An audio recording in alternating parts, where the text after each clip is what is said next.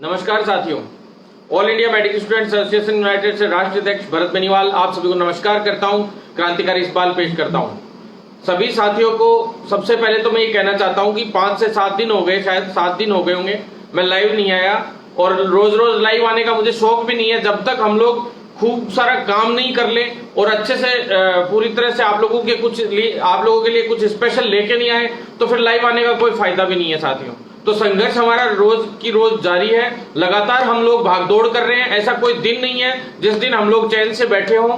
हम लोगों को ये तो आता नहीं है कि रोज रोज बेमतलब के धरने करें और बस सरकार से उल्टा भी हो जाए और सरकार का पक्ष भी रखें। कुछ समझ ही नहीं आए, आज तक लोगों को यही नहीं पता रहता कि हम कर क्या रहे हैं और होगा क्या आगे, कुछ नहीं पता, कोई लेना देना नहीं रहता। तो साथियों, सबसे पहले तो मैं आप सभी को ये कहना चाहता हूं कि बिल्कुल सत्यमेव जयते वाली बात जो हम लिखते हैं उसको पूरी तरह से सत्यार्थ करने के लिए आपके लिए जो लड़ाई जारी है उसमें हमें काफी सफलताएं भी मिल रही हैं। और हमेशा जब भी आया हूं तो एक खुशखबरी, दो खुशखबरी मैं मेडिकल विभाग की भर्तियों से संबंधित या अगली जो सूचना होती है उससे संबंधित लेकर आया हूं। तो साथियों, सबसे पहली तो शुभकामना मैं उन सभी साथियों को देना चाहता हूं जो 59 साथी सीसीएच कंप्लीट वाले हैं सीएचओ के, जिनको अभी ज्वाइनिंग मिलनी है। अभी 1-2 दिन की पेंडेंसी हो गई क्योंकि मैडम जो है छाबड़ा मैम, वो थोड़ी सी तबीयत खराब होने की वजह से जो वो डील कर रही है उसको पूरे मैटर को, तो अभी एनएचएम में जो विभाग में तो वो मैडम थोड़े से बीमार होने की वजह से, तबीयत खराब होने की वजह से 2-3 दिन से पेंडेंसी आ गई थी। अब साथियों कल या परसों तक मैम आ जाएंगी और उसके अगले दिन तक लगभग ये 59 लोगों की सूची जारी हो जाएगी। सभी जगह से अप्रूवल फाइल होके आ गई है, सिर्फ एमडी साहब के साइन होंगे, लेकिन उससे पहले पूरा जो छोटा मोटा जो ऑर्डर आदेश वगैरह जो बनाएंगे वो मैम के पास ही चार्ज है, तो मैम ही करेंगी। तो साथियों, ये तो मैं आपको सबसे पहली सूचना दे देता हूं। दूसरी खुशखबरी आप सभी के लिए, जो पदस्थापन वाले मेरे साथी हैं सभी को पता है, कुछ लोग बधाई लेने भी आए कि पदस्थापन हो जाएगा। जिन्होंने पदस्थापन रोकने के लिए अपनी पूरी ताकत झोंक दी, कुछ फर्जी बेरोजगार नेताजी लोगों ने, तो उनको भी मैं कहना चाहता हूं कि बहुत कोशिश की उन लोगों ने कि ज्वाइनिंग ना हो, 128 लोगों की रेडियोग्राफर में ज्वाइनिंग ना हो और जो एलटी की जो अगली सूची थी उसमें ज्वाइनिंग ना हो, क्योंकि जो 128 लोग जो थे उसके बाद कुछ वंचित रह गए थे साथी, वो लोग उनको भ्रमित करने में लगे हुए थे और उनके साथ दौड़ भाग भी कर रहे थे, कह रहे थे कि भी रोकेंगे। साथियों, शुरू में मैं उनके साथ था, वंचित वाले सभी साथियों के साथ था और आज भी साथ हूं, ऐसी बात नहीं है। लेकिन जानबूझ के जो पदस्थापन का जो सिस्टम था, पदस्थापन के लिए फाइल के लिए भी कह रहे थे कि अभी पदस्थापन नहीं हो, तो पदस्थापन के लिए भी अपन ने उसमें करवा लिया है पूरा का पूरा काम। काफी लोगों ने मतलब पदस्थापन का काम रोकने का प्रयास किया, लेकिन रेडियोग्राफर भर्ती में पदस्थापन का और लैब टेक्नीशियन का भी जो 293 थे पहले, अब 292 के करीब साथियों का पदस्थापन अभी जल्द होगा और बहुत जल्द होगा, क्योंकि एक जने का कोई रिजेक्ट हुआ है अभी मामला, और उसमें रेडियोग्राफर से संबंधित तो था ही, लैब टेक्नीशियन में भी 145 लोगों की भी एक चयन सूची जल्दी जारी होगी। हम लोग उसी में लगे हुए हैं। मैंने आप लोगों के ट्वीट के माध्यम से भी आपको बता दिया था काफी समय पहले, हम लोग झूठी बातें नहीं करते। पदस्थापन की फाइल चले हुए 20 से 25 दिन हो गए थे, लेकिन साथियों कुछ लोग कह रहे हैं हमने आंदोलन किया उसके हिसाब से हो रहा है, वो हो रहा है, ये हो रहा है। आप सभी को दिख ही रहा है आंदोलन से क्या हुआ आज तक। कभी मैंने तो अभी तक कुछ होते हुए देखा नहीं है। जो बैठे हैं वो लोग अभी पहले 2018 रीट के कुछ गिने चुने लोग बैठे हैं, जो बेचारे उनका भी कोई काम नहीं हुआ, वो बीकानेर बैठे थे, यहाँ लाके बिठा लिया, वो उठ नहीं रहे तो वो भी नहीं उठ पा रहे। तो साथियों, तो नेताजी लोगों को भी उठने का मजबूरी हो गई, उठ नहीं सकते। तो साथियों, सबसे पहले रेडियोग्राफर और लैब टेक्नीशियन भर्ती के लिए मैंने इसलिए बता रहा हूं क्योंकि फिर लंबा वो मामला आप लोगों को वेट भी करना पड़ता है, तो छोटी चीज रहती है तो जल्दी बता देनी चाहिए। तो लैब टेक्नीशियन की 292 की सूची और 655 लोगों की रेडियोग्राफर में, जिसमें पदस्थापन सूची है ये पूरी की पूरी। पदस्थापन भी पहले उसी वक्त करवा देता मैं, आज से 20-25 दिन पहले ही, लेकिन इसलिए रुपया एक बार की फाइल चलती रहेगी पदस्थापन की, तो वो चली रही थी, लेकिन पहले मतलब अस्थायी तौर पे एक बार ज्वाइनिंग हो जाए कैसे भी करके, तो ट्रेनिंग के आधार पे ही चाहे ज्वाइनिंग हो जाए, तो कैसे भी करके वो ज्वाइनिंग इसलिए दिलवाई कि उस भर्ती पे स्टे आने की संभावना थी, तो वो स्टे नहीं आ जाए इसलिए थोड़ा डर था। क्योंकि कुछ जो बाहर हुए थे अभ्यर्थी, जिन 4 विश्वविद्यालयों के और अदर जो हुए थे बाहर अभ्यर्थी, उन लोगों ने आरपीएमसी को एमपी पैरामेडिकल काउंसिल से एक लेटर भी भिजवा दिया था और कोर्ट में भी उन्होंने पिटीशन दायर कर दी थी और 61 लोग लोगों की रिट परसों परले दिन तक जमा हो चुकी थी अधीनस्थ बोर्ड में। मैं आपको बता दूं तो हमें थोड़ा सा पहले भी काफी लोगों ने वो रिट पिटीशन दायर कर दी थी, उस समय 27-28 लोगों की हो गई थी। तो मैंने सोच लिया था कि पदस्थापन के चक्कर में बैठे रहेंगे तो ये ज्वाइनिंग से भी रह जाएंगे। तो साथियों वो तुरंत प्रभाव से, एक तो पैरामेडिकल के साथी जो नवचयनित है सारे के सारे, और एलटी के साथी जो नवचयनित है, लोगों ने तो आपकी भर्ती पूरी कर दी गई थी, अधिकारियों ने भी कर दी थी और सरकार ने भी पूरी कर दी थी, जो फर्जी बेरोजगार नेता लोग हैं उन्होंने भी कर दी थी। फिर भी मैंने लड़ाई लड़ी आप लोगों के लिए, फर्जियों को बाहर करवाया, इतना बड़ा महासंग्राम रहा। अभी तक भी फर्जी बाहर हो रहे हैं और अभी भी 45 फर्जी लैब टेक्नीशियन में से 35 के करीब लैब टेक्नीशियन में से बाहर हुए ही हैं, और 35 की लिस्ट तो आ ही गई थी, डाल दी गई थी, भवानी भाई ने भी डाल दी थी, भवानी कुमार भाई ने भी। और जो संघर्ष है भवानी भाई और जेडी भाई, इन सभी का ये भी मजबूत रहा कि सभी साथियों का ही मजबूत था पैरामेडिकल में। मैं ये नहीं कहता कि किसी एक व्यक्ति विशेष का रहा, सभी लोगों का मजबूत था। लेकिन कुछ लोगों ने अधिकारियों को चिढ़ाने में भी कसर नहीं छोड़ी, जिसकी वजह से आज कुछ लोगों को दुविधा का भी सामना करना पड़ रहा है। तो साथियों मैं आपसे ये निवेदन करना चाहता हूं कि इस मेडिकल विभाग को राजनीति की भेंट ना चढ़ाएं। हर भर्ती प्रॉपर तरीके से होती, शायद ये भर्ती 45 से 50-60 दिन के अंदर अंदर निपटती, लेकिन राजनीति का शिकार हुई, बहुत बड़ी राजनीति का शिकार हुई। इसी जी के 12 साथियों का भी मैंने एक एक चीज का, एक एक साथी को डायरेक्ट फोन पे बताया कि कब आपका क्या होगा, कितने तारीख को ज्वाइनिंग होगी। कुछ लोगों ने ये कहा था कि 12 का तभी होगा जब बाकी 2 का समाधान हो जाएगा, लेकिन हो गया सभी का। साथियों 50 के लिए भी पहले ये कहा गया था कि पहले इन 17 का समाधान होगा, 18 का, तो 50 को ज्वाइनिंग मिलेगी, लेकिन 50 को ज्वाइनिंग करवा दी मैंने उसके बाद। तो साथियों जैसे जैसे लोगों ने चैलेंज किए, हमने उस चैलेंज को स्वीकारा और उसको करके दिखाया। साथियों ज्यादा से ज्यादा शेयर जरूर करें पैरामेडिकल वाले साथी, क्योंकि उनके लिए एक नई भर्ती भी हम निकलवा के ला रहे हैं। आप सभी को पता है साथियों, लगातार हमारा संघर्ष आप लोगों के लिए जारी है। पैरामेडिकल की नई भर्तियां बहुत जल्द आएंगी, और आज आपने न्यूज़पेपर में भी पढ़ लिया होगा। तो जो सारी भर्तियां उनके बारे में मैं अभी इस वीडियो में और बताऊंगा, तो आप लोग वेट जरूर करें लास्ट तक। पैरामेडिकल के हों, चाहे सीएचओ से संबंधित हो, चाहे नर्सिंग भर्ती से संबंधित हो, एएनएम भर्ती से, चाहे एमओ की भर्ती के सभी साथी लोग, दंत चिकित्सक के हो, दंत चिकित्सक वाले साथियों के बहुत फोन आए मेरे इन दिनों में, 2-4 दिनों में लगातार, कि भाई साहब हमारा भी कुछ करवाइए। तो साथियों सबसे पहले मैं आपको बता दूं, जो ये सूचियां जारी हुई 12 तारीख को, 13 तारीख को ज्वाइनिंग सूची जारी हुई रेडियोग्राफर और लैब टेक्नीशियन की। तो कुछ लोगों ने कहा कि भाई धरने से हो गया, ये हो गया। तो साथियों आप सभी को पता है कि भाई 14 से धरने शुरू हुए थे, 13 को ही हमने ज्वाइनिंग दिला दी थी। और जो पदस्थापन की फाइल थी वो पिछले महीने के 20, आज से 25-30 दिन पहले ही चल गई थी, और ज्वाइनिंग की फाइल भी 25-30 दिन पहले ही चल गई थी, सभी को पता है। और शायद ज्वाइन हुए अभी कितने दिन हो गए आपको पता ही है। तो साथियों एक एक चीज की मैंने आपको सूचना दी। लोगों को तो ये भी नहीं पता था कि पदस्थापन क्या होता है और एसओपी क्या होती है।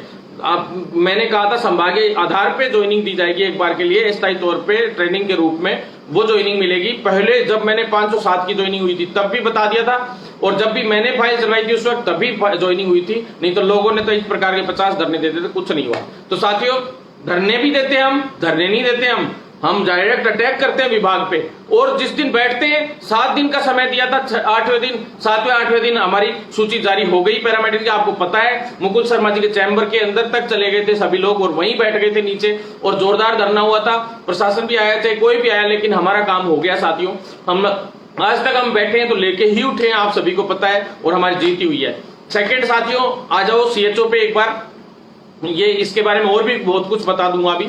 साथियों सीएचओ में, कम्युनिटी हेल्थ ऑफिसर में सबसे मुख्य रूप से जो मुद्दा है, एक तो मैं आप लोगों से कहना चाहता हूं कि जो सीएचओ की नई भर्ती आ रही है, उस सीएचओ की नई भर्ती के अंदर जो नियम संशोधन है, जो नियम संशोधन हो रहे हैं, तो साथियों आपसे निवेदन है कि आप जाग जाइए।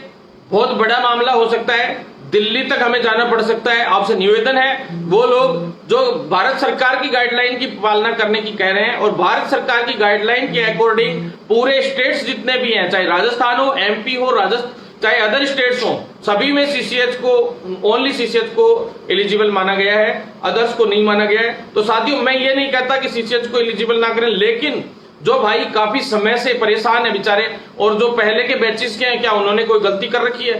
साथियों सभी को समानता का अधिकार है इस देश में। और सभी को मौका मिलना चाहिए सीएचओ के अंदर। और यही सेम एम्स के अंदर 80-20 का जो मामला है वो हमें अब पुरजोर तरीके से उठाना पड़ेगा, क्योंकि ये लोग नहीं मान रहे हैं। और मैं कह रहा हूं 80-20 के हिसाब से पूरे इंडिया के अंदर सारी भर्तियां होंगी तो ये बहुत दुर्भाग्यपूर्ण हो जाएगा। मैं आप लोगों से निवेदन करना चाहता हूं कि हमने बड़ी लड़ाई लड़ी है, काफी केसेस भी कोर्ट में लगा रखे हैं, लेकिन वो तो फैसले जब आएंगे तब आएंगे, उससे पहले ही हमें कुछ बड़ा करना होगा और आप लोगों को एकजुट होना होगा। तो मेरे जितने सीएचओ चयनित साथी हैं मैं उनसे एक मदद मांगना चाहता हूं कि आप लोग वीडियो को ज्यादा से ज्यादा शेयर जरूर करें।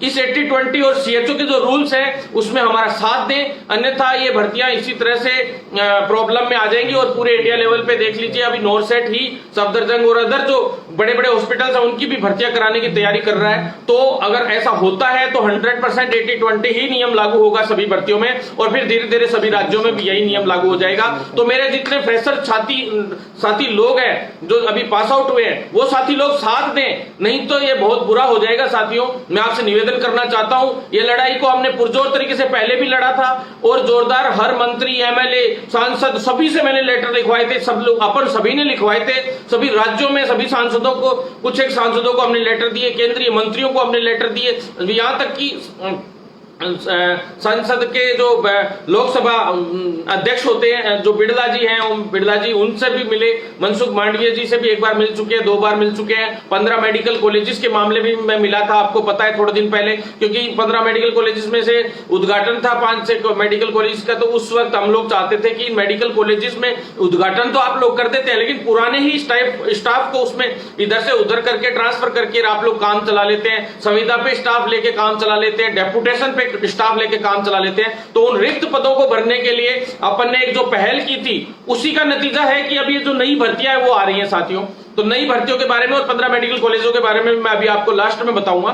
तो आप लोग बने रहिएगा, ज्यादा से ज्यादा शेयर कीजिएगा, क्योंकि नई भर्तियां लाने के लिए 80-20 प्लस सीएचओ के जो मुद्दे हैं, इनको जो मुद्दा है उसको सॉल्व करने के लिए एक बड़े आंदोलन की जरूरत पड़ेगी। दिल्ली कूच तक हमें करना पड़ेगा, हमें केंद्रीय मंत्रालय का भी घेराव करना पड़ेगा, राजस्थान का भी घेराव करना पड़ेगा साथियों। तो आपसे निवेदन है आप लोग साथ बनाए रखें। तो सबसे बड़ी बात, सेकंड नंबर सीएचओ की, सबसे पहले मैं आपको सूचना दे देता हूं सारी की सारी जो हमारी अहम बैठकें हुई। 22 तारीख को हमारी बैठक हुई, आप लोगों को पता है, हमारी नहीं विभाग की बैठक हुई थी, हम लोग भी उसमें हिस्सा रहे। बकायदा आज भी मीटिंग हुई, आज 2 बजे भी एक मीटिंग थी, उसमें आरयूएचएस के रजिस्ट्रार साहब को भी बुलाया गया था, अदर जो सीएचओ से ट्रेनिंग से जुड़े हुए लोग उनको भी बुलाया गया था, प्लस ऐसे लोगों को भी जैसे अब सेक्रेटरी साहब से लेकर उच्च अधिकारी जितने भी थे उन लोगों ने भी उसमें अपनी मौजूदगी दर्ज की और काफी चीजों के डिसीजन उसमें हुए भी हैं और होने भी हैं। अभी वापस मीटिंग रखी गई है, रेगुलर मीटिंग चल रही है, क्योंकि उसमें चर्चाएं हो रही है कि किस इश्यू पे क्या काम होना चाहिए। तो सबसे पहले सीएचओ की वेटिंग का मैं बता दूं साथियों, वेटिंग वाले साथी कहते रहते हैं वेटिंग का मुद्दा नहीं उठ रहा, वेटिंग का मुद्दा नहीं उठ रहा। साथियों, वेटिंग का मुद्दा मैंने अब भी लगातार उठाया है, लगभग 1 महीना हो गया मैंने लगातार इस मुद्दे को उठा रखा है, और ऐसा कोई दिन नहीं गया जिस दिन मैंने वेटिंग वाले साथियों के लिए वहां पे चर्चा नहीं की। आजकल मेरा एनएचएम जाने में सबसे पहला ही स्वास्थ्य विभाग जाता हूं तो सबसे पहला मेरा काम एनएचएम वेटिंग का ही रहता है और उसी से रिलेटेड मैं काम करता हूं। और साथियों, जो जो काम किया है रेगुलर उसका नतीजा भी आपको देखने को मिला और सारे काम भी हुए।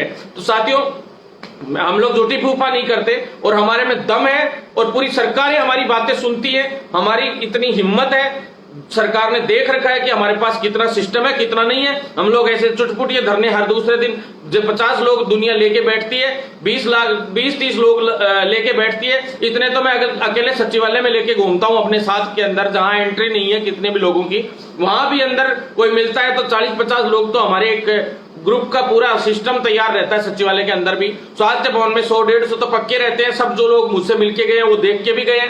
हमेशा का नियम है, मैं चाहे जब ऐसे प्रदर्शन रोज कर सकता हूं, इच्छा हो जब कर सकते हैं हम लोग, लेकिन साथियों हमें दिखावा नहीं करना, हमें काम करना है, अधिकारियों से काम करवाने हैं, मंत्रियों से काम कराने। लेकिन कुछ लोगों की ये भ्रम रहता है कि सीएमओ से भी काम होते होंगे, तो सीएमओ से काम नहीं होते, सिर्फ जवाब मांगा जाता है। साथियों, काम तो विभाग ही करेगा और विभाग में हमारी पकड़ कितनी मजबूत है ये आप सभी को पता है। तो साथियों, सबसे पहले मैं बता दूं, अब तक हमारी बैठकों का, आज तक की बैठकों का फिक्स ही बैठक होती है हमारी और उनमें नतीजा निकल के आता है। आज से 20-25 दिन पहले, 1 महीने पहले सीएमओ में हमारी एक बैठक हुई थी। उस सीएमओ की बैठक में हमारी लगभग 9 मांगे थी, 8 से 9 मांगे, जिन पे पुरजोर तरीके से विचार विमर्श भी हुआ था। सिर्फ उनमें जवाब ही मांगा गया था, इससे ज्यादा कुछ नहीं हुआ।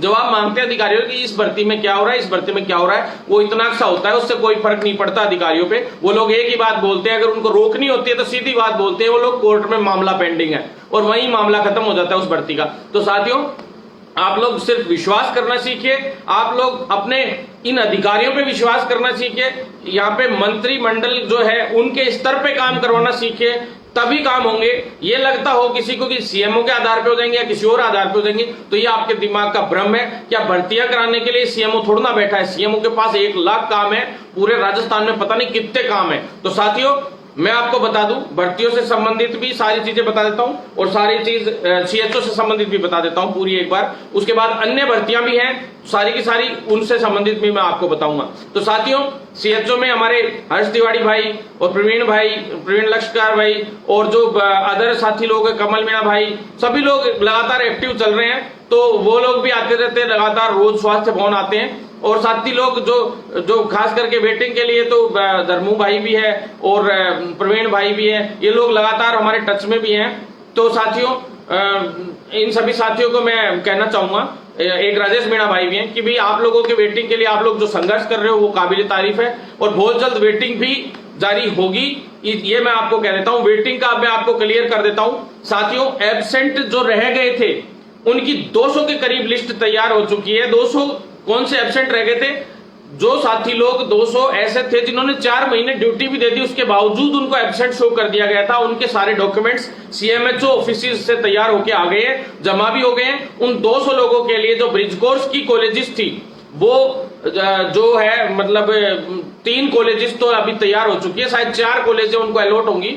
4 नई कॉलेजेस में नए बैच बनाए जा रहे हैं, क्योंकि नया बैच उनको बनाना पड़ेगा, क्योंकि जो टाइम पीरियड है घंटों के हिसाब से, वो जितने घंटों का जो ट्रेनिंग होगी तो वो टाइम पीरियड उनको पूरा करना रहता है। और जबकि बाकी कॉलेजेस में सभी में ब्रिज कोर्स का शुरू हो चुका है सिस्टम। और आप लोगों में से कई लोग ये सोच रहे होंगे ब्रिज कोर्स का कोई कॉलेज में चालू भी नहीं करवाया हो, कुछ भी नहीं करवाया। 20 तारीख से आप लोगों का ब्रिज कोर्स चालू हो चुका है सभी कॉलेजेस में, चाहे आप लोगों की क्लास लगे नहीं लगे मुझे नहीं पता, लेकिन वहां पे शो कर दिया गया पूरी तरह से, और क्लास लग भी रहे हैं जहां तक है सभी जगह पे। साथियों, आज ब्रिज कोर्स वाले कुछ भाई लोग भी आए थे धनवंतरी कॉलेज से, भरत गुजर वगैरह भाई लोग, और जो काफी एक्टिव भी है, उन सभी साथियों ने मुझसे आज मुलाकात भी की थी। और हम लोगों ने वहां पे आज स्वास्थ्य विज्ञान विश्वविद्यालय से वीडियो भी आ गया होगा आपके पास अब तक, तो वहां पे हम लोगों की मुलाकात भी, रजिस्ट्रार साहब ने साफ कह दिया कि हमारे उस पास जो भी ऊपर से आदेश आते हैं हम उनको फॉलो करते हैं। तो उसी के अकॉर्डिंगली 10,000 का जो इशू था हमने वहां भी रखा था। इंग्लिश हिंदी पेपर का हमने मामला रखा था, तो इंग्लिश हिंदी पेपर में लगभग तय सा है कि भाई दोनों ही भाषाओं में हम करवाने में सक्षम हो जाएंगे। और एक जो ये मैटर ये लिख के तो वहां से भेज ही दिया था, आरयूएचएस से हमने भिजवाई दिया था कि भाई इंग्लिश हिंदी दोनों में करवाई जाए। आरयूएचएस भी से भी हमने कन्विंस कर लिया था रजिस्ट्रार साहब को भी और एग्जाम कंट्रोलर साहब को भी। तो इन्होंने एनएचएम वालों ने कह दिया है ठीक है, हम दोनों में हम लोग लगभग तय सा हो गया है। फिर भी हम एक बार इनको जगाने के लिए स्पेशल तौर पे एक बड़ी रैली आंदोलन रखेंगे। तो साथियों, ये काम उसमें हो जाएगा, आप चिंता मत कीजिए। एक भी काम आपका शेष नहीं रहने दूंगा, ये मेरी गारंटी है। और अभी यूनियन भी कोई 1-2 लोग चिल्ला रहे थे पहले, तो उनको भी मैं बताना चाहता हूं साथियों, आपकी यूनियन भी बना दी है, बहुत जल्द आप लोगों की उस पर नियुक्तियां भी होंगी, लेकिन सबके रिज्यूम लिए जाएंगे हर एक जिले से, और सभी आप लोगों की एक कमेटी तैयार करी जाएगी, और वो कमेटी ही डिसाइड करेगी कि आप लोगों का अध्यक्ष कौन होना चाहिए, उपाध्यक्ष महासचिव कौन होने चाहिए, किस हिसाब से आपके चुनाव कराने, क्या कराने, जैसे भी हो, लेकिन बहुत सॉलिड तरीके का यूनियन बनना चाहिए कि पूरा राजस्थान इस यूनियन के लिए ये कहे कि भाई वास्तव में इंडिया का सबसे टॉप यूनियन यही बना है। और ऐसा यूनियन हम लोग बनाना चाहते हैं साथियों, ऐसे नहीं कि बैठ के बेमतलब की बातें कर रहे हैं। साथियों, सभी जगह पे राउंड अप चल रहा है, आप टेंशन मत लो, सब कुछ है मजबूत, इतना मजबूत हमें बनाना है कि आप लोगों की कोई भी मांग हो, आप में से 10 लोग भी वहां जाके खड़े हो तो आपकी मांग पूरी होनी चाहिए। नहीं तो आज देख लो ये हालात है कि आप लोगों में से वार्ता तक के लिए जाने के लिए हिचकिचाते हैं। क्यों?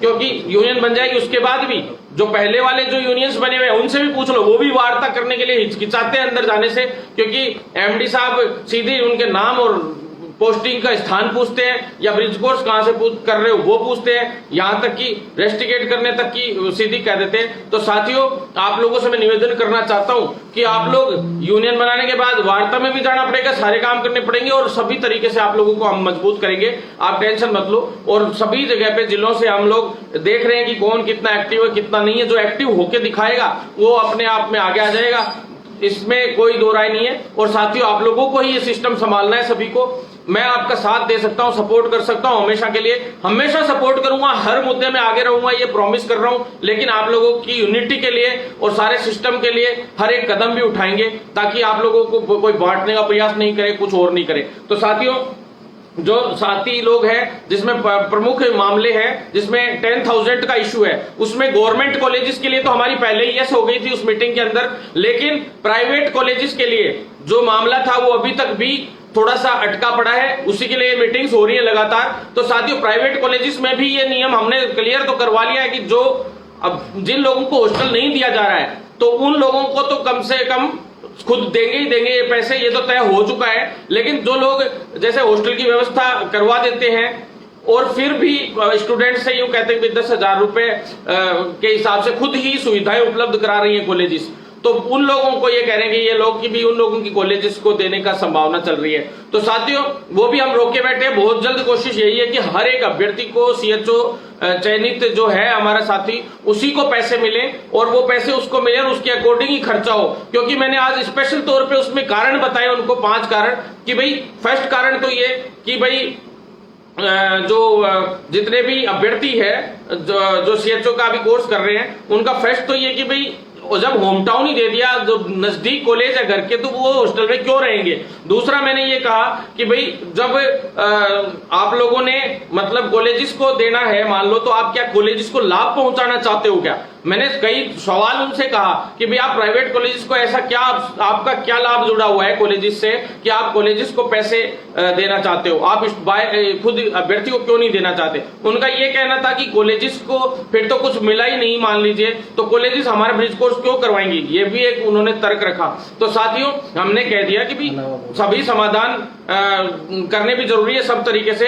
तो जैसे भी है, क्योंकि 3 महीने का कोर्स चलेगा, 3 महीने में आपका क्या बिगड़ रहा है, अभी 10-10 हजार के हिसाब से कुछ बीच का रास्ता निकाल लो कैसे भी करके। लेकिन सभी अभ्यर्थियों तक, मतलब जो अभ्यर्थी नहीं लेना चाहता तो उसको कम से कम इसमें रिलायबिलिटी देते हुए और कैसे भी करके उसका समाधान हो। तो इस पे आगे चल के हमारे हर तरीके से पॉजिटिव हमने चीजें रखी हैं और सारी चीजें हमने मजबूती से रखी है साथियों। तो आप लोगों को टेंशन लेने की बिल्कुल जरूरत नहीं है, ज्यादा से ज्यादा शेयर जरूर करें ताकि हर एक साथी तक पहुंच सके। उसके बाद साथियों, मुख्य रूप से जो वेटिंग का जो चल रहा था, 1.5 के करीब लोग जुड़े हुए हैं मेरे से साथियों। तो 1.5 यानी 1500 के करीब लोग जुड़े हुए हैं। तो साथियों, ज्यादा से ज्यादा शेयर जरूर करें। मैं सभी साथियों के लिए लगातार लड़ता रहता हूं, उसके लिए मैं आपसे निवेदन करता हूं साथियों, आप सभी साथी लोग इसी तरह से साथ देते रहेंगे तो शायद मैं बहुत कुछ बदल पाऊंगा। नहीं तो ये प्रोफेशन में राजनीति घुसेड़ने के बहुत प्रयास हो रहे हैं, बहुत सारे ऐसे लोगों को जबरदस्ती घुसेड़ने के प्रयास होते हैं। कई कर्मचारी संघ वाले भी नेतागिरी करते हैं, सभी लोग हर तरीके से कोशिश करते हैं। तो आप लोगों से निवेदन है कि साथ बनाए रखें। उससे अगला जो सबसे मेन मुद्दा वेटिंग का साथियों, वेटिंग का मैं पूरा बताना भूल गया था। वेटिंग में साथियों, जो एब्सेंट 200 लोग थे उनका जो था, उनको कॉलेजेस अलॉट होंगी, 2-3 दिन के अंदर अंदर अलॉट हो जाएंगी। जो एब्सेंट रह गए थे 200 लोग, ऐसे वाले एब्सेंट लोग जिन्होंने 4 महीने ड्यूटियां दी और फिर वो कंप्लीटली कर भी चुके हैं 4 महीने की ट्रेनिंग और उसके बावजूद उनको एब्सेंट भेज दिया गया था, उन सभी को 3 से 4 दिन के अंदर अंदर कॉलेजेस अलॉट हो जाएंगी और जल्द से जल्द उनका नए सिरे से बैच शुरू होगा और कोई दिक्कत नहीं है। साथ ही उनका एग्जाम होगा, सारा काम होगा, बस स्पीडली उनका कोर्स करवाया जाएगा। तो साथियों, ये हो गया ऐसा वाला सिस्टम। दूसरी चीज अब बता दूं मैं, एब्सेंट सूची वेटिंग के लिए जो एब्सेंट सूची है वो मैंने आपको पहले ही बताई थी कि ये 200 का अब कंप्लीट हुआ है, तो अब एब्सेंट सूची क्लियर तरीके से एग्जैक्टली आ जाएगी, 2 से 3 दिन के अंदर अंदर आ जाएगी। और आते ही कोशिश करूंगा कि 1-2 दिन में ही वेटिंग डलवा दूं। मेरा प्रयास है कि दीपावली से पहले पहले वेटिंग डलवाऊं, लेकिन दीपावली के 2-3 दिन एक्स्ट्रा भी लग सकते हैं साथियों। मैं श्योरिटी इस चीज की नहीं दे सकता क्योंकि वेटिंग का मामला है। राजस्थान में आज तक किसी भी भर्ती की इतनी स्पीडली वेटिंग नहीं आई होगी, इतनी जल्दी मैं वेटिंग कराने का प्रयास कर रहा हूं। 4 महीने अगर बीच में अगर ये ज्वाइनिंग वो वहां तीसरी जगह नहीं देते तो शायद अब तक मेरे हिसाब से वेटिंग तो क्या सब कुछ ही करवा चुका होता साथियों, नई भर्ती ही चालू हो चुकी होती। तो साथियों, आप सभी से निवेदन है कि साथ बनाए रखेंगे तो सारे काम होंगे। वेटिंग वाले साथियों के लिए मैं सबसे ज्यादा सजग हूं फिलहाल, और वेटिंग वाले साथियों को ये कहना चाहता हूं, हर स्टेप बाय स्टेप मैंने हर काम करवाया है, आपका भी काम हर तरीके से होगा, 100% होगा, और वेटिंग की जो स्थिति है वो भी आप लोगों के सामने क्लियर हो ही जाएगी। 300, 350, 400 के करीब मैंने बताई थी पहले भी आपको, और आज भी बता रहा हूं, इसी के आसपास आएगी। 400 से 10-20 ऊपर भी निकल जाए, 300, 350 के आसपास भी रह जाए, ये एग्जैक्ट डाटा तो अभी निकल के आ जाएगा। वो एग्जैक्ट डाटा तभी बताऊंगा जब तक सभी ब्रिज कोर्स कर रहे कॉलेजेस से और सभी जगह से डाटा का मिलान नहीं हो जाता और डाटा एग्जैक्टली फ्रीज नहीं हो जाता। एग्जैक्ट डाटा डालना पड़ता है साथियों, इसलिए इतनी टाइम लग रहा है, नहीं तो इतना देर लगती भी नहीं। हमारा प्रेशर बहुत जबरदस्त है विभाग पे, और 100% बहुत जल्द वेटिंग आने वाली है। आप लोग बिल्कुल चिंतित ना हो। और जो एम्स के साथी लोग थे जिनको डॉक्यूमेंट्स चाहिए थे, उनका भी मैंने मुद्दा उठाया था। उस दिन वो लोग मुझे गेट पे मिले थे, स्वास्थ्य भवन पे सिर्फ 3 ही लोग मिले थे, उसके बावजूद मैंने उनका मुद्दा उठाया, और एम्स वाले साथियों के जो डॉक्यूमेंट्स वो नहीं दे रहे थे मैंने तुरंत दिलवाए भी, और उनको कोई दिक्कत भी नहीं होगा, कोई बॉन्ड पेपर में भी दिक्कत नहीं आएगी। तो साथियों उनके अभी सभी के डॉक्यूमेंट्स अपन ने दिलवाए भी हैं, और सभी के कुछ की लिस्ट भी जारी हो चुकी है, और औरों की भी लिस्ट अभी जारी हो जाएगी साथियों।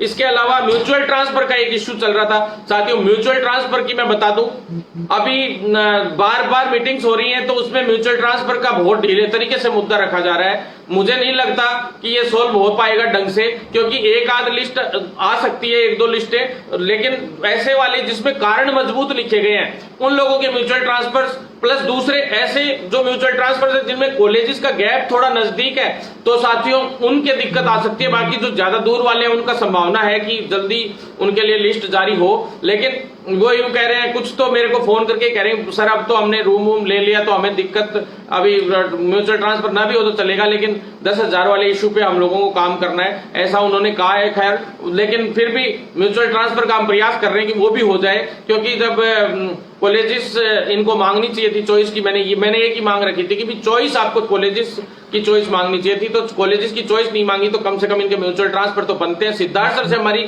यस भी हुई थी, सारी चीजें यस हो गई थी, लेकिन अचानक से सिद्धार्थ महाजन जी के जाने से सारा उल्ट पुल्ट हो गया, नहीं तो अब तक कब के म्यूचुअल ट्रांसफर लिस्ट भी आ चुकी होती। हमारे साथ हमेशा ऐसा ही होता है। हमारा एमडी जो नरेश ठकराल जी सर आए थे, आज तक के इतिहास के सबसे बेस्ट एमडी आए थे, और उन्होंने सारी भर्ती भी कंप्लीट की, सारे काम टाइम टू टाइम हुए, लेकिन उनके जाने के बाद हर काम के अंदर इसी तरह से ही बिल्कुल बचकाना हरकत वाले जो अधिकारी लेवल की जो डिसीजन हुए वो बहुत ही दुर्भाग्यपूर्ण रहे। इसलिए हमें एमडी साहब के खिलाफ अब अंत में अभियान चलाना पड़ेगा। या तो एमडी साहब आप सुधर जाइए, नहीं तो आने वाले दीपावली के जस्ट बाद में हम एक बड़ा अटैक करने जा रहे हैं, तो उस अटैक में आपको भी आने वाले वक्त में बहुत बड़े विरोध का सामना करना पड़ेगा, इतना मैं कह रहा हूं। और मंत्री जी तो बिल्कुल ही संज्ञान ही नहीं लेते, मंत्री जी तो कोई मतलब ही नहीं रहता। मंत्री जी तो प्रभारी बन गए गुजरात के, तो मंत्री जी तो अब क्या कहने, मंत्री जी तो वहीं अप डाउन चल रहा है, तो मंत्री जी हटाओ, चिकित्सा विभाग बचाओ, ये भी अभियान हम लोगों को चलाना है, मंत्री जी को हटवाना है साथियों। और हटवाने के लिए हमने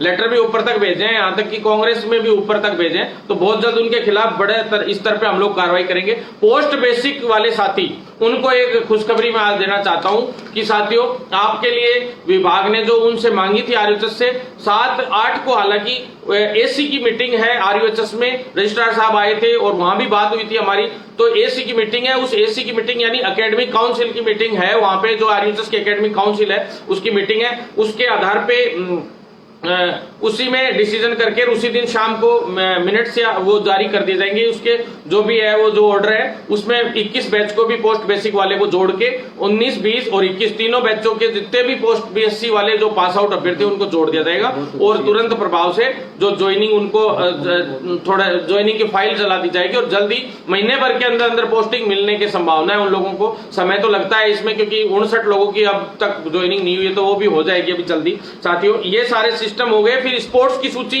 के लिए मैं बता दूं साथियों, स्पोर्ट्स के लिए मैं दिल्ली जा रहा हूं, CHO 80-20 और स्पोर्ट्स, ये 3 मुख्य काम रहेंगे दिल्ली के लिए। और मेडिकल कॉलेज में स्टाफ के लिए भी हम मनसुख मांडविया जी और भारती मैडम जो है दिल्ली, और वंदना गुरनानी मैडम, इन सभी से मिलने में जा रहा हूं वापस दिल्ली। तो साथियों दिल्ली, इसके बाद हम लोग अगर हमारा कोई समाधान नहीं निकलता है तो हम लोग दिल्ली कूच करेंगे, और ज्यादा समय आप नहीं लेंगे दिल्ली कूच के लिए भी साथियों।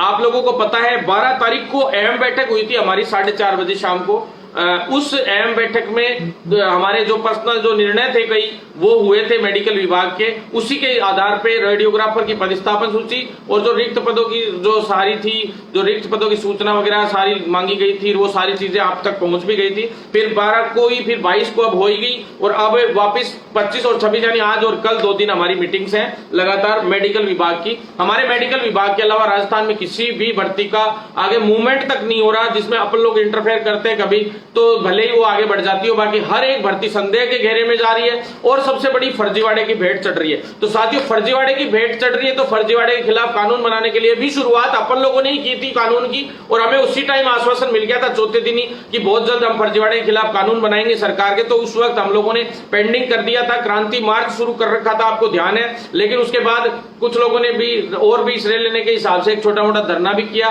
पहले उसमें सीबीआई जांच का चल रहा था कि सीबीआई जांच हो, लोग कह रहे थे रीट रद्द हो, कुछ भी नहीं हुआ। आप लोगों को पता है जो चीज है मैं बोलता हूं वो करता हूं। मैंने तो सिर्फ फर्जीवाड़े का मामला उठाया और वो फर्जीवाड़े के मामले में कानून भी बनाने की घोषणा हुई, लेकिन घोषणा नहीं चाहिए, हमें ऑर्डिनेंस चाहिए साथियों, हमें ऑर्डिनेंस चाहिए, ऑर्डिनेंस चाहिए और वो विधानसभा का सत्र बुलाए सरकार और जल्द से जल्द उसमें कोई न कोई संशोधन करे। इसके लिए हमारा क्रांति मार्च अभी भी जारी रहेगा और फर्जीवाड़े के खिलाफ कानून के बनाने के लिए आप लोगों से निवेदन करना चाहता हूं कि आप भी साथ दें जब भी आप मूवमेंट हो, आप लोग हर एक साथी, क्योंकि मेडिकल की भर्तियां भी फर्जीवाड़े के उस कानून के अंदर आती रहेंगी, फर्जीवाड़े के खिलाफ जो कानून बनेगा उसके अधीन आएंगी और उसका फायदा हम सभी को भी मिलेगा। इसलिए हम सभी को भी इसमें एक्टिव होके इस कानून को मजबूती से बनवाना है और उसमें कुछ और संशोधन करवाने, कई चीजें जुड़वानी है साथियों उसके अंदर, वो भी मैं आपको बताऊंगा। इसमें सबसे बड़ी दिक्कतें तो ये आती है, जितने भी बोर्ड हैं, जितने भी ये बड़े बड़े जो आरपीएससी है, तो इनकी नियुक्तियां जो है इनके चेयरमैन की, वो सारी की सारी राजनीतिक नियुक्तियां होती हैं और सरकार अपने किसी व्यक्ति को इनका चेयरमैन बनाती है जो रिटायर हो गया और उनका जो सरकार के लिए काम किया हो, या कोई कांग्रेस से जुड़ा हुआ हो या बीजेपी सरकार है तो बीजेपी के लिए काम किया हो, तो ऐसे लोगों को चेयरमैन बनाया जाता है जो इनके खास होते हैं। तो आज मंत्री जी का अगर कोई बंदा खास है तो मंत्री जी के लिए तो वो काम करेगा, ऑब्वियस सी बात है। तो फर्जीवाड़े होने की संभावनाएं भी इसमें रहती है। हालांकि मैं ये किसी पे ये नहीं कर रहा कटाक्ष कि भाई किसी भी चेयरमैन के खिलाफ नहीं बोल रहा हूं, लेकिन ये है कि भाई ऐसा नियम बनना चाहिए कि जो रियल में अभी जो कार्यरत है और जो ईमानदार ऑफिसर है, सबसे ईमानदार ऑफिसर है, उसको इनके चेयरमैन के पद पे बिठाया जाना चाहिए, ना कि रिटायर्ड और जो सरकार का नुमाइंदा हो ना उसको। राजनीतिक नियुक्ति कतई नहीं होनी चाहिए। ये मामला अभी तक किसी ने नहीं उठाया, एकमात्र मैंने अभी आज पहली बार वीडियो में बोला होगा और किसी को इस बात का पता भी नहीं है साथियों। तो जो जैसे जारोली जी है, जैसे हरिप्रसाद जी शर्मा जी सर हैं, जैसे भूपेंद्र यादव जी है तो आरपीएससी के चेयरमैन, तो इस तरह से सभी जो चेयरमैन है वो सारे इस तरह से अलग अलग बने हुए हैं जो राजनीतिक नियुक्तियों से बने हुए हैं। तो साथियों, इसलिए मैं कहना चाहता हूं कि सरकार का जो पर्सनल व्यक्ति है वो नहीं होना चाहिए, जो सरकार में कार्यरत है अभी और सबसे ईमानदार ऑफिसर है उन्हीं को ही उसका पदभार दिया जाना चाहिए। तो साथियों, उसके लिए भी हम पुरजोर तरीके से लगे हुए हैं और जो फर्जी डिग्रियां वो सारी चीजें हैं वो तो उसमें जुड़ के आ ही रही है, पहले ही जुड़वा दी हमने। आज से 20 दिन पहले ही जब कानून से अभी बना तो अभी है 5-10 दिन पहले, लेकिन 20 से 25 दिन पहले हमने फर्जी डिग्रियां और फर्जी सिस्टम, डम्मी कैंडिडेट, ये सारे सिस्टम उसमें जुड़े हुए हैं। आप लोगों को चिंता करने की कोई जरूरत नहीं है। कोई अगर आपको भ्रमित करता है तो आपको भ्रमित होने की जरूरत नहीं है। साथियों, आज सुबह भी सीएमओ में वार्ता हुई हमारी और आज हम सीएस निरंजन आर्य जी से भी मिले। मेरे साथ फार्मासिस्ट के मदन भाई भी साथ थे और अपने जो प्रयोगशाला सहायक के अजय भाई और संजय भाई और जोशी जी, तीनों साथ थे। तो साथियों, मजबूती से हम लोग भागदौड़ कर रहे हैं और हमारे साथी लोग ये लगातार साथ बने रहते हैं। तो मैं आपको बता दूं साथियों, जो प्रयोगशाला सहायक वाले साथी है उनको कहना चाहता हूं स्पेशली कि सबसे बड़ी राजनीति आप लोगों के साथ हो रही है। तो मैं आपको एक बात बता देना चाहता हूं कि ये लगता है किसी को, किसी भी व्यक्ति को, कि भर्तियों में कोई व्यक्ति लगातार इस तरह से दबाव बना के और उल्टे सीधे तरीके से कुछ कर सकता है, तो ये मुझे नहीं लगता। मैं ये मानता हूं कि अधिकारी हैं वो हमेशा हमेशा ध्यान रखना, अधिकारी तरीके से बात करते हैं, तरीके से रहते हैं, उन लोगों से तरीके से सारा काम हो सकता है। लेकिन अगर कल को जैसे पहले बीच में 2-2.5 साल पेंडेंसी हुई, मैं कह रहा हूं आगे चल के कोई मामला नहीं अटके। आप लोगों का अभी निवेदन कर रहा हूं आप लोगों से कि जो प्रॉपर तरीके से काम चल रहा है उसे चलने दीजिए। जबरदस्ती किसी को परेशान करेंगे, हम किसी पे दबाव बनाएंगे या किसी भी तरह से बार बार उसके पास जाएंगे कोई चीज के लिए, तो वो खुद चिढ़ के और लास्ट में यही कह देता है कि भाई अब तुम करा लो, जाओ। यही रहता है सबका। तो साथियों, पहले ही अधिकारी बहुत चिड़े हुए हैं। फार्मासिस्ट और जो इससे प्रयोगशाला सहायक और रेडियोग्राफर स्पेशली 3 इन भर्तियों के जितने भी अभ्यर्थी हैं उनकी, मैं ये नहीं कहता उसमें अच्छे भी लोग हैं, सारे लोग हैं, कुछ एक अभ्यर्थियों की वजह से इन 3 भर्तियों पे बार बार साया आ जाता है किसी न किसी चीज का।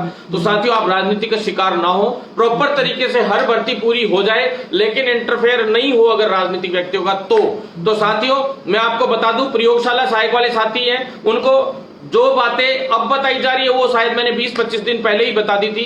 प्रयोगशाला सहायक वाले साथियों के लिए कैबिनेट में जो रखने के लिए प्रारूप तैयार होता है, वो प्रारूप भी 20 दिन पहले मैंने इससे पिछले और उससे पिछले वीडियो में बताया था। आप सभी को ध्यान होगा कि भी प्रारूप भेज दिया गया। फाइनेंस का भी मैंने बताया था, फिर लॉ का भी मैंने बताया था, फिर वापस डीओपी में भी चला गया था। आप लोगों का सारे काम हो गए थे जो कैबिनेट में रखना था, और जो नोटिफिकेशन का प्रारूप होता है वो भी तैयार हो चुका है। यानी कि कैबिनेट का प्रारूप तभी तैयार होता है सारा जब 20 दिन पहले तैयार हो चुका था सारा काम। आपका कैबिनेट में काम होना है, इसीलिए वो प्रारूप भेजा गया था, ना कि किसी और कारण से। दूसरा, किसी को यह भी नहीं पता था कि ब्रिज कोर्स ब्रिज कोर्स भी इसमें जुड़ सकता है, या मैंने ही सबसे पहले बताया था कि ब्रिज कोर्स का हमने समाधान निकाला था और आप लोगों का समाधान हो।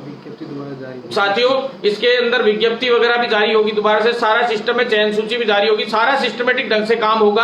अधिसूचना जारी होगी, मैंने आपको पहले ही बताई थी, अधिसूचना आएगी और सारे काम होंगे, तरीके से होंगे, चयन सूची जारी होगी। साथियों, एक एक चीज हमारे अंगुलियों पे है, जो मैंने बताई वो उसी को कोई लोग लिख के डाल देंगे और यूं कहेंगे हमने ये कर दिया वो कर दिया। साथियों, मैं ये कहना चाहता हूं प्रयोगशाला सहायक वाले साथियों से कि साथियों, हम एक बार में आपकी जिस दिन कहोगे, मैंने कहा था दिवाली से 5-7 दिन नीचे या 5-7-10 दिन ऊपर आप लोगों का काम कैसे भी करके हम करवाएंगे। कैबिनेट की जो बैठक होनी है अभी, उसमें हो सकता है कि मंत्रिमंडल विस्तार का मामला रखा जाए, तो ये कैबिनेट की बैठक के बाद अगली कैबिनेट में भी हो सकता है और इस कैबिनेट में भी हम रखवाने का प्रयास करेंगे, क्योंकि एक मामला है। साथ में फार्मासिस्ट भर्ती को भी उस कैबिनेट के अंदर रखवाने के लिए हमने दोनों भर्तियों को रखवाने के लिए कहा है, क्योंकि कैबिनेट में इसलिए फार्मासिस्ट भर्ती को मैं रखवाना चाहता हूं क्योंकि कैबिनेट फार्मासिस्ट भर्ती में अभी कोई भी संशोधन की जरूरत नहीं है। आज कुछ एक साथी ने, बड़े जो नेता लोग हैं, उन लोगों ने बड़ी बड़ी बातें करके, ये बातें करके कि भी फार्मासिस्ट भर्ती ये करा देंगे वो करा देंगे, तो 1735 के करीब जो भी भर्तियां पहले 1700 से ऊपर की विज्ञप्ति जारी हुई थी, 1734 भर्तियों की।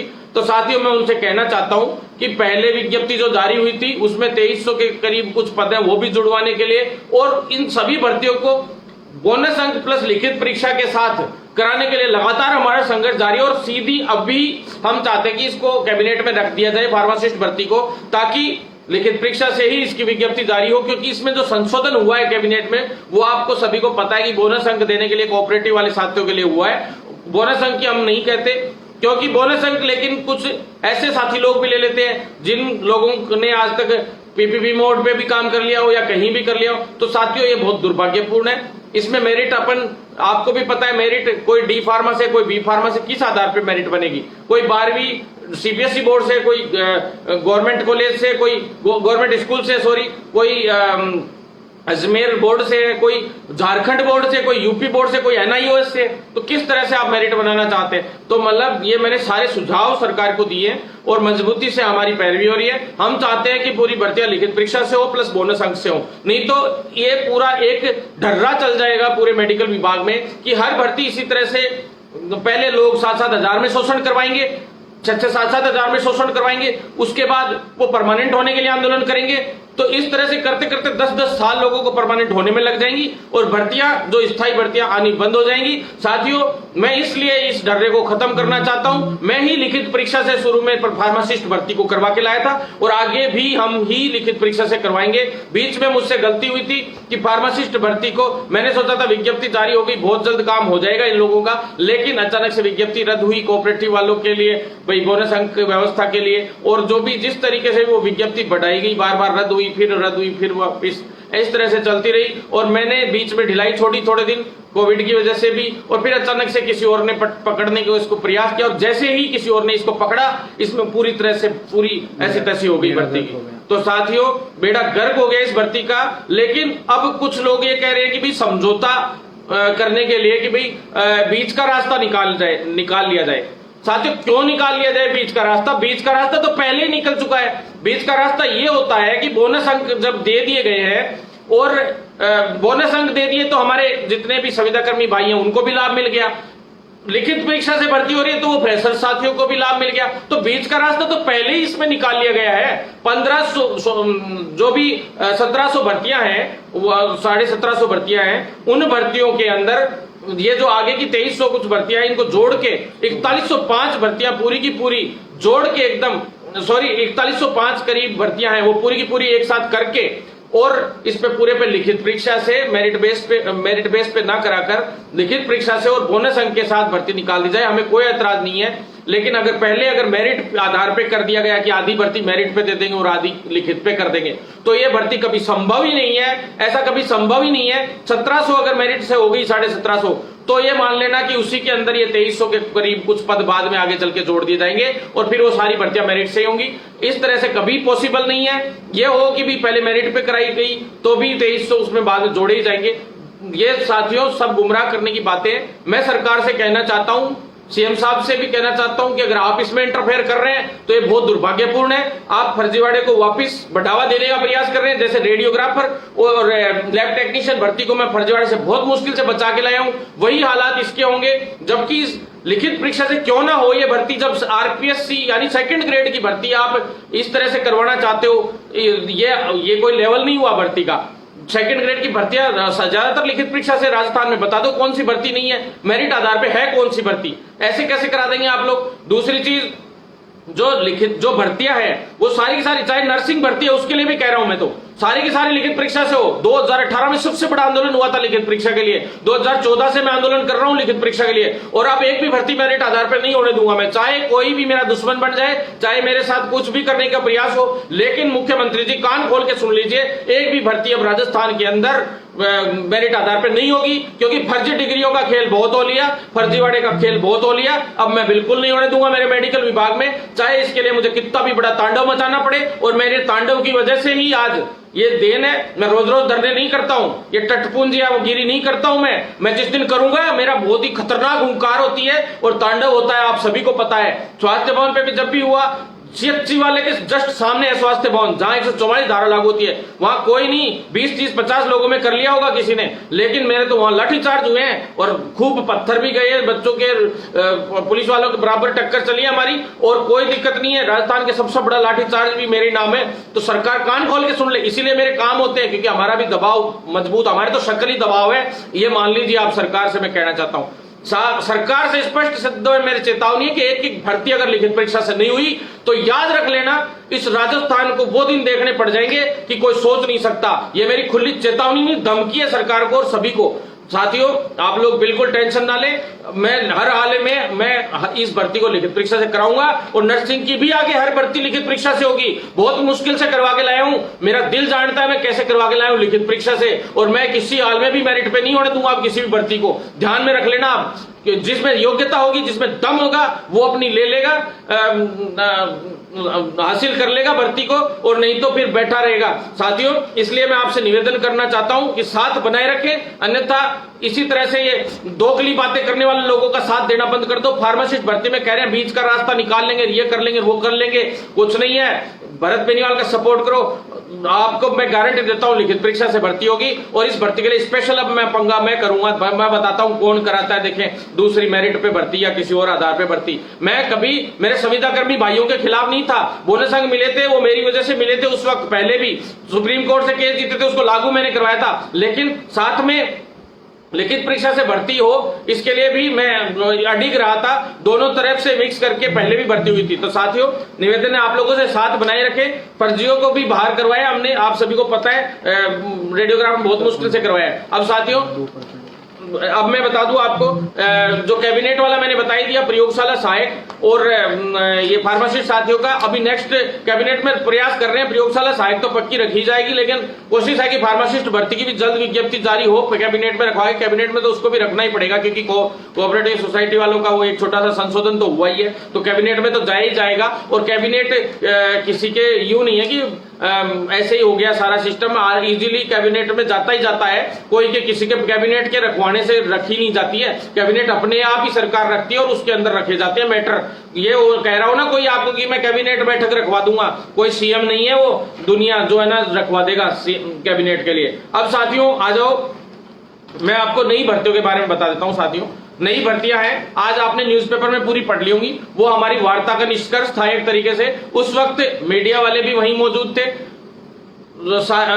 तो उन लोगों ने वो खबर जो चलाई है, जो भी है वो वहां पे हमारी वार्ता जो हुई, उस वार्ता का निष्कर्ष चलाया उन लोगों ने, वहीं पे मौजूद थे वो लोग। तो साथियों मैं बता दूं आपको, ओटी टेक्नीशियन, जो नेत्र सहायक, ब्लड बैंक टेक्नीशियन, इन तीनों जो पैरामेडिकल के जो कोर्सेज थे, इनके कैडर बनाने में हम लगातार, 2 का तो कैडर बनाने में और 1 की भर्ती निकलवाने में, नेत्र सहायक की भर्ती निकलवाने में हम लगातार संघर्ष कर रहे थे।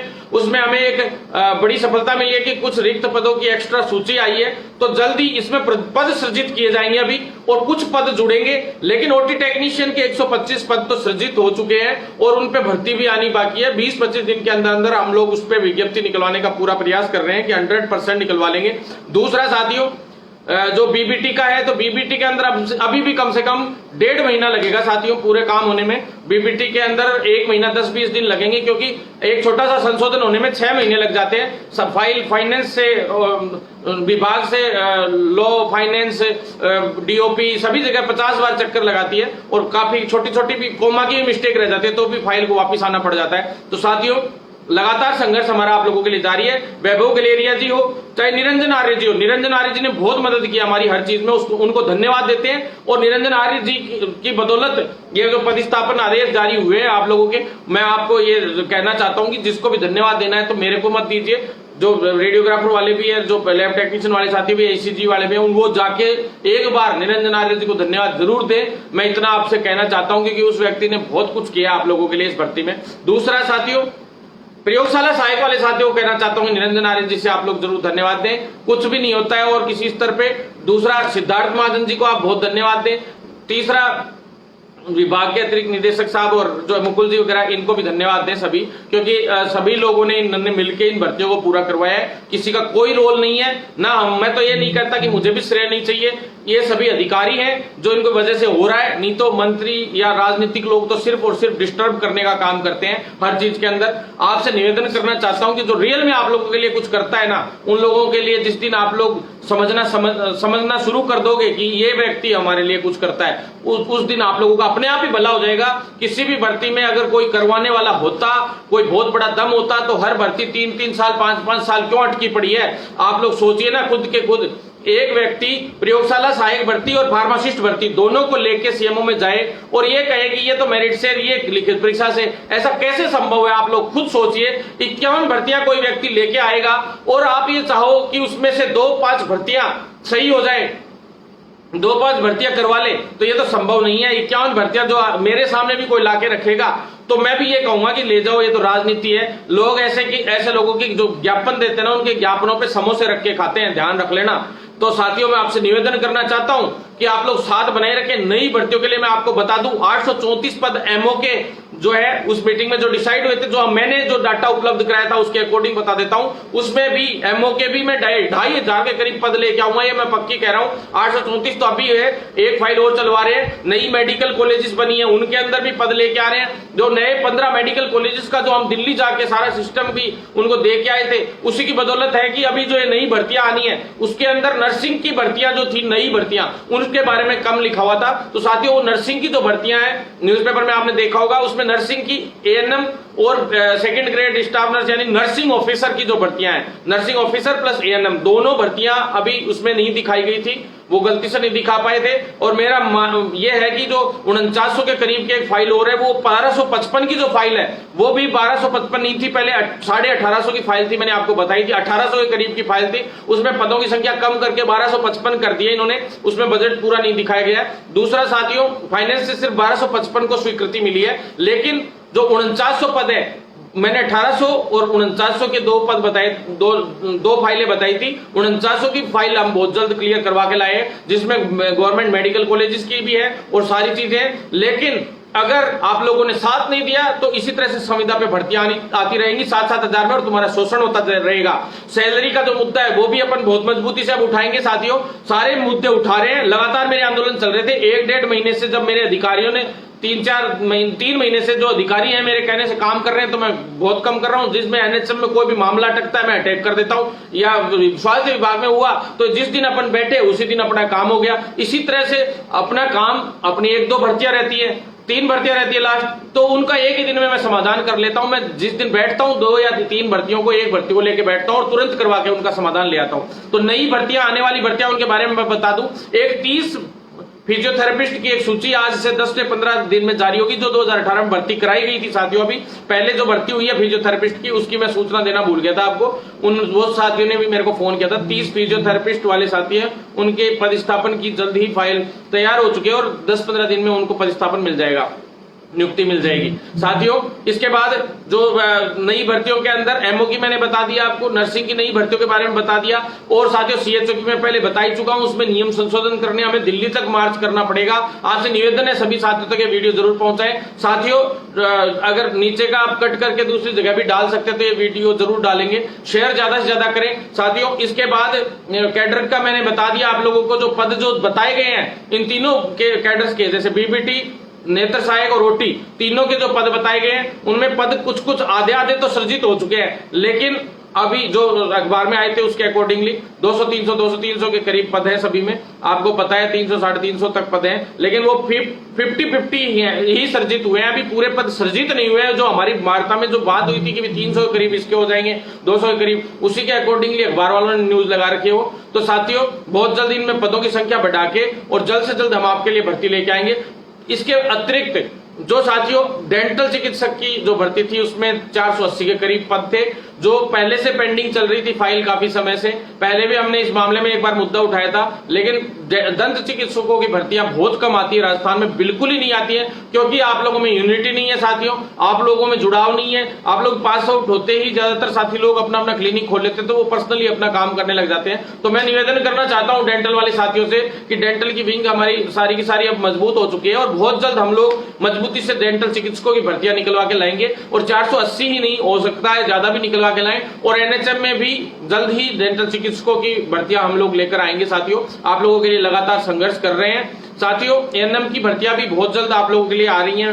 जितनी भी बहनें इंतजार कर रही हैं भर्तियों का, तो उनके लिए कम से कम 4500 पदों पे कुल मिलाकर भर्तियां लाने की संभावना है हमारी। लगभग 1550 से 2000 के बीच तो अभी फाइल क्लियर हो गई थी, और बाकी आप लोगों से निवेदन है कि साथियों साथ बनाए रखेंगे तो बहुत जल्दी हम लोग इन चीजों में सफलता हासिल करेंगे साथियों। इतना कह के अब जो नई भर्तियां हैं बाकी की मैं आपको बता दूंगा। सारी की सारी साथियों लगातार आप लोगों तक अपडेट पहुंचती रहेगी, बस आप लोग साथ बनाए रखें। एक बड़े आंदोलन की तैयारी हमारी है। कुछ लोग कह रहे हैं आंदोलन कब करोगे, वैसा कब करोगे, तो साथियों मैं बता दूं हमारा आंदोलन कब होता है ये भी पता नहीं चलता सरकार को। डायरेक्ट आज तक आप लोगों ने देखा होगा मेरा सीधा अटैक ही आता है कि आज यहां प्रदर्शन। मैं नहीं करता 15 दिन पहले कि भाई इतने 5000 बेरोजगार इकट्ठे होंगे, ये होंगे वो होंगे, होते हैं वहां पे 200-300। तो साथियों ये सिस्टम नहीं है अपना। भूचाल लाऊंगा, भूचाल। और साथियों अब धरने पे 20-30 लोग बिठाने हो तो यहीं बैठे रहते मेरे पास, तो आस पड़ोस में 200-300 तो एनी टाइम कभी भी लेके बैठ जाऊंगा, मेरी इच्छा होगी तभी। साथियों सीआईडी भी जो ऊपर रिपोर्ट भेजती है वो भी, उसका सबसे बड़ा इफेक्ट जाता है सरकार पे। और सीआईडी जब कमजोर रिपोर्ट भेजती है तो आपका कोई काम नहीं होता। हमारी रिपोर्ट जाती है खूंखार वाली, और खूंखार वाली रिपोर्ट जब सरकार के पास जाती है तो उसी से आपके काम होते हैं साथियों। और सबको पता है कि किस लीडर का क्या कैडर है साथियों। हम तो लीडर हैं और ऐसे लीडर हैं कि तूफान और भूचाल ही लाते हैं। पहले भी भूचाल लाए हैं। राजस्थान में सबसे बड़ी बेरोजगार, इंडिया में सबसे बड़ी बेरोजगार युवा रैली थी जो मैंने ही की थी 2018 में, सबको ध्यान है। एक ही महीने में 3 बड़ी रैलियां की थी, और आगे भी करूंगा। और उस वक्त कांग्रेस भी देखती थी और बीजेपी भी, और सबको मेरा कैडर पता है कि क्या कर सकता है ये, और मैं कुछ भी कर सकता हूं ये भी सरकार को पता है साथियों। सिर्फ साथ बनाए रखें। मैं आप लोगों के की बदौलत ही आज सब कुछ हूं और आप लोगों का साथ है तो ही सब कुछ हूं साथियों। हालांकि मैंने मेहनत, मुझे सपोर्ट नहीं किया लोगों ने, उसके बावजूद मैंने आप लोगों के लिए इतना किया हमेशा, और अब मैं चाहता हूं कि आप लोग सपोर्ट करें जिससे हम लोग इस पूरे प्रोफेशन को बदल सके और इसमें नई नई भर्तियां ला सके साथियों। और बहुत जल्द अन्य भर्तियां हैं उसमें भी हमने अब थोड़ा थोड़ा इंटरफेयर शुरू किया, क्योंकि थोड़ा सा समय उनके लिए भी निकालने लग गए, अपने पर्सनल टाइम में से भी मैंने उनको समय देना शुरू कर दिया ताकि एक बदलाव ला सके। मेरा छोटा ब्रदर है, वो भी टीचर की तैयारी कर रहा था, जो मेरी फैमिली है उसमें भी बहुत लोग हैं जो एसआई की भी तैयारी कर रहे हैं, कई आर्मी की भी तैयारी करते हैं, सभी लोग तैयारी करते हैं और वो बता देते हैं तो हम लोग भी उनके लिए मांग उठा देते हैं, तो कोई बुराई नहीं होती साथियों। अब मैं आपको एक अहम सूचना दे देता हूं आरएचएस वाले साथियों को। आरएचएस के साथियों का लगभग 20 दिन बाद रिवोल्यूशन का first year, second year, third year BSc nursing का रिजल्ट जारी होगा साथियों। मैं आपको बता दूं 20 दिन लगेंगे अभी कम से कम, कोई अगर आपको कहता है 2-3 दिन में आ जाएगा तो अभी कुछ भी नहीं आ रहा है साथियों। सेकंड नंबर मैं बता दूं आपको, आरएचएस की जो काउंसलिंग होनी है, जो उसका एंट्रेंस होना है, उसके लिए मतलब 2 दिन बाद मतलब ये मान लीजिए कि 10-12 दिन में तो 8-10 तारीख तक तो 10-12 तारीख तक फॉर्म आ जाएंगे, 8 से 10 तारीख तक तो, और 2 दिन में ये मान लो आप लोगों की काउंसलिंग की पूरी तैयारियां कर ली गई है, बैठक भी हो गई है, नोटिफिकेशन आ जाएगा आप लोगों तक जल्दी। तो काउंसलिंग का सिस्टम और दिसंबर के करीब एग्जाम करवा दिया जाएगा एंट्रेंस का, जिससे आप लोगों को सभी को उसमें एंट्रेंस देने का मौका मिले। और BSc nursing, MSc nursing, post basic और ये सारे जितने भी एडमिशंस होते हैं, पैरामेडिकल और फार्मेसी, सभी के लिए एंट्रेंस एग्जाम होगा उसमें, और काउंसलिंग होगी जल्दी, और जल्दी लोग एडमिशन ले पाएंगे। एडमिशन के लिए ये मैं सूचना देना चाहता था। धन्यवाद साथियों। इनकलाब जिंदाबाद, साथ बनाए रखें, भ्रामकताओं से बचें, सबसे बड़ी बात। धन्यवाद साथियों। ज्यादा से ज्यादा शेयर जरूर करें, बहुत ज्यादा शेयर करें, क्योंकि बड़ा आंदोलन की तैयारी है साथियों।